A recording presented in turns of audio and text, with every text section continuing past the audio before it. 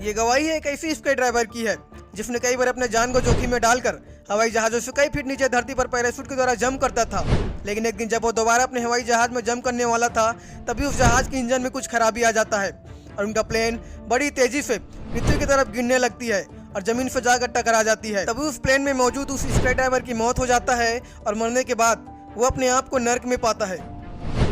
ये गवाही है मिकी रॉबिन्सन की, जो बचपन से ही स्काई ड्राइवर करने के शौकीन थे। इन्होंने बचपन में नेशनल जियोग्राफी में अंतरिक्ष के विषय में अध्ययन भी किया था और हमेशा से ही इन्हें आकाश में स्काई ड्राइविंग करना बहुत ही ज्यादा अच्छा लगता था। रॉबिन्सन ने बताया कि स्काई ड्राइविंग इन्होंने बहुत ही बार किए हैं, जिसमें ये अपने दोस्त के साथ में मिलकर कई हजार फीट के ऊंचाई से नीचे स्पेस में जंप करते थे और स्पेस में जंप करना इन्हें बहुत ही अच्छा लगता था और हर बार ये सुरक्षित पैराशूट के जरिए नीचे जमीन पर आते थे। लेकिन एक दिन जब वो स्काई ड्राइविंग करने वाले थे, तब उनके साथ में कुछ ऐसा हुआ जिससे इनका पूरा जीवन बदल ही गया। 15 अगस्त 1968 को जब रॉबिन्सन स्काई ड्राइविंग के लिए प्लेन से जा रहे थे, तब उस वक्त रॉबिन्सन को नींद आ जाने की वजह से वे प्लेन में ही सो गए और प्लेन 10 मील प्रति घंटे की रफ्तार से उड़ान भर रहा था। तभी अचानक से उनके प्लेन में कुछ होता है जिससे पायलट रॉबिन्सन को जगा देता है और अलर्ट करता है। उनका प्लेन का एक इंजन बंद हो गया है और अब वे जमीन से टकराने वाले हैं। तब अचानक से उनका प्लेन जमीन से टकरा जाता है और ये टकराव इतना भयानक था कि प्लेन लगभग टूटकर बिखर ही चुका था। इस प्लेन में 5 लोग थे जिनको चोट आया था, लेकिन रॉबिन्सन के चेहरे और उनके सिर पर काफी चोट आई थी। उनमें से 3 लोग तो सुरक्षित प्लेन से बाहर निकल गए थे, लेकिन पायलट और रॉबिन्सन उसी प्लेन में फंस गए थे। तभी अचानक से उस प्लेन में एक ब्लास्ट होता है और उसमें आग लग जाती है, जिसमें अब तक पायलट और रॉबिन्सन मौजूद थे। तब उन तीनों में से एक ने, जो रॉबिन्सन का दोस्त था, वो प्लेन के अंदर गया और तब उसने रॉबिन्सन को फ्यूल से भीगा हुआ देखा और उसके सिर से पांव तक जलता हुआ देखा। तब उसके दोस्त ने उसे किसी भी तरह उसे जलते हुए प्लेन से बाहर निकाल लिया और नीचे जमीन पर ले आता है। और रॉबिन्सन को जमीन पर लाने के बाद में उसके दोस्त ने पायलट को आवाज लगाया, जो कि अभी भी सीट पर ही फंसा हुआ था और अपने सीट बेल्ट को निकालने की कोशिश कर रहा था। तभी उसका दोस्त वापस प्लेन में जाने लगा। तभी अचानक से उस प्लेन के बाईं ओर का पंखा फट गया और एक बहुत ही बड़ा विस्फोट हुआ, जिसकी वजह से वो पायलट मारा गया। तब तुरंत ही रॉबिन्सन, जिसे गंभीर चोट आया था, उसे हॉस्पिटल में एडमिट कर दिया गया। रॉबिन्सन को उस हादसे में सबसे ज्यादा चोट आई थी, जिसकी वजह से उसका बच पाना बहुत ही मुश्किल था, जिसके कारण हॉस्पिटल में तुरंत ही उसे ऑक्सीजन मास्क लगाया गया। रॉबिन्सन के चेहरे का एक हिस्सा बहुत ही ज्यादा जल गया था, जिसमें ऑक्सीजन मास्क लगाने पर उसके जली हुई त्वचा नीचे जमीन पर गिर गया। उस समय उसे गंभीर चोट आने के बावजूद भी वो होश में था, जिससे डॉक्टर्स उसकी जांच कर रहे थे और डॉक्टर्स ने उसके दोस्तों को बोला कि वो कोमा में भी जा सकता है और मर भी सकता है। लेकिन उस दिन वो पूरे दिन तक रॉबिन्सन ठीक था। लेकिन जब अगले दिन उनका ट्रीटमेंट हुआ और उन्हें दवाइयाँ और इंजेक्शन दिया गया, तब उनका दर्द और भी बढ़ गया, जिसकी वजह से उनके शरीर के कई अंग अब काम भी नहीं कर रहे थे और उनका ब्रेन भी काम नहीं कर रहा था और उनका पाचन तंत्र भी काम नहीं कर रहा था, जिसकी वजह से अब उनके बॉडी में संक्रमण बड़ी तेजी से फैलने लग रहा था। और जब संक्रमण पूरी तरह से उनके बॉडी में फैल गया, तब उनके शरीर के कई हिस्सा काम नहीं कर रहा था। उनका हाथ सबसे ज्यादा संक्रमित था, जिन्हें डॉक्टर काटने वाले थे। अब रॉबिन्सन के बच पाना बहुत ही मुश्किल हो गया था, लेकिन फिर भी डॉक्टर ने उसे बचाने का हर संभव प्रयास किए। डॉक्टर्स के द्वारा इतना कोशिश करने के बावजूद भी रॉबिन्सन अब कोमा में चला गया, जहाँ से निकल पाना उसके लिए असंभव था। तभी कोमा के दौरान रॉबिन्सन अपने आप को अपने शरीर से बाहर निकलते हुए पाता है और अपनी बॉडी को बेड पर लेटा हुआ देखता है। जब रॉबिन्सन की आत्मा ने अपने शरीर को छोड़ा, उस समय उनको एक भी दर्द नहीं हो रहा था, बल्कि अब तो वो और भी अच्छा महसूस कर रहे थे। उस समय उन्होंने अपने आप को एक ऐसे अलग क्षेत्र में पाया जहाँ पर बड़ी तेज प्रकाश था। इसके सामने में रॉबिन्सन अपने आप को पाता है। तब उन्होंने अपने आप को उस प्रकाश की ओर आगे बढ़ता हुआ पाया। तभी अचानक से उन्होंने उसी रोशनी को अंधकार में बदलते हुए पाया और वो बड़ी तेजी से अंधकार की गहराई में गिरने लगा। वहाँ पर अंधेरा इतना गहरा था कि रॉबिन्सन वहाँ पर कुछ भी देख नहीं पा रहा था। उस वक्त रॉबिन्सन अपने आप को वो नीचे पृथ्वी के गहराई में गिरते हुए पाता है।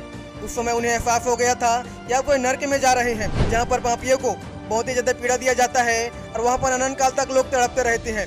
वहाँ पर दुख के सिवाय और कुछ भी नहीं है। नर्क के विषय में बाइबल बताती है कि वो एक ऐसा जगह है जिसकी कल्पना हम कभी भी नहीं कर सकते हैं। नर्क एक काले अंधकार का स्थान है, जहाँ पर आग का झील निरंतर जलता रहता है, जो गंधक से जलती रहती है। नर्क एक ऐसा स्थान है जहाँ पर दुख और पीड़ा के सिवाय और कुछ भी नहीं है। रॉबिन्सन अब समझ गए थे कि जो गलतियां उन्होंने अपने जीवन में किए हैं, उनका दंड उन्हें अब मिलने वाला है। इसलिए वो परमेश्वर से बार बार नर्क से बचने के लिए विनती और प्रार्थना कर रहे थे और वे परमेश्वर को बोल रहे थे कि यदि परमेश्वर उन्हें एक और अवसर दे तो वे अपने जीवन को परमेश्वर के लिए समर्पित कर देंगे। तब वे अपने आप को एक अंधकार में पाते हैं और उस अनंत गड्ढे की ओर आगे बढ़ रहे थे। तब वे डर के मारे वे परमेश्वर से बार बार क्षमा मांगते थे और प्रार्थना कर रहे थे और परमेश्वर को बोलते थे कि मैं जीना चाहता हूँ और मुझे एक और मौका दिया जाए। तब तुरंत ही रॉबिन्सन परमेश्वर के सिंहासन के कक्ष में अपने आप को खड़ा हुआ पाता है और उसे तुरंत ही पता चल गया कि वह अब अनंत काल तक नहीं मरेंगे, बल्कि अब तो वह परमेश्वर के साथ में ही रहेंगे। इसके बाद रॉबिन्सन को स्वर्ग में स्नान कराया गया और परमेश्वर पिता के प्रेम से उन्हें बपतिस्मा दिया गया।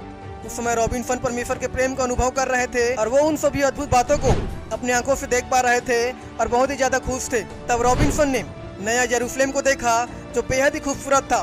तब उन्होंने अपनी दाहिनी ओर एक प्रकाश को देखा जो कि एक नदी के समान बह रही थी और रॉबिन्सन वहीं पर खड़ा हुआ था और प्रकाश को अपने हाथों से छूकर देख पा रहा था।